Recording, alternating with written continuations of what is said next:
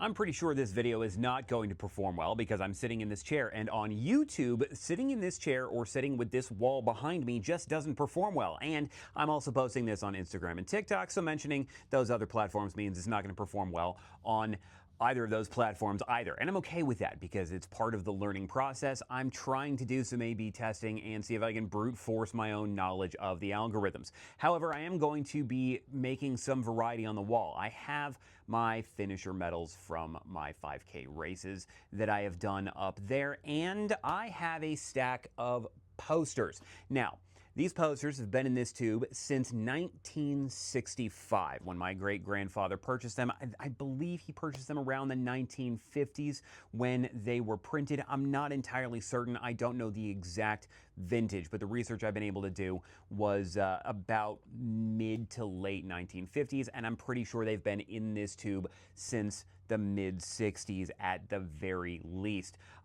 They came from, my mother was helping clean out after my grandfather passed away, and she didn't know what to do with these. I thought that they were beautiful. I would love to hang them on my wall. So she was laying them out and trying to flatten them, but when I asked if I could have them to hang up, she went ahead and rolled them back up. So aside from about 3 days outside of the tube, I'm pretty sure they have been locked away for about 50 years.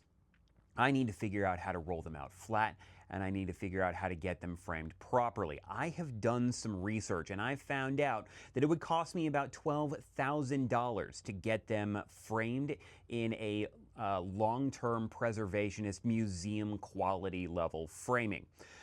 I would like to be able to do that, specifically to keep the paper from getting damaged due to humidity, because I'm in Middle Tennessee. It gets humid, however, they will remain in my office, which is air conditioned, so that might mitigate the humidity. I would also like UV protection to keep the paper from yellowing and the printing from fading. The bottom line is, though, I'm not spending $12,000 on frames. If I had $12,000 to do that, I feel like that'd be a waste of money. It doesn't matter what the value of these posters is, the resale value, because I don't plan to sell them. I don't see them as something that I want to sell. This is a part of history that has been passed down. Now I am the 4th generation to own these. And, you know, there's some significant history in that. These are more than, about twice as old as I am.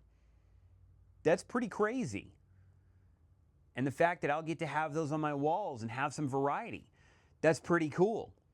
I just got to figure out how to make it happen and do it right.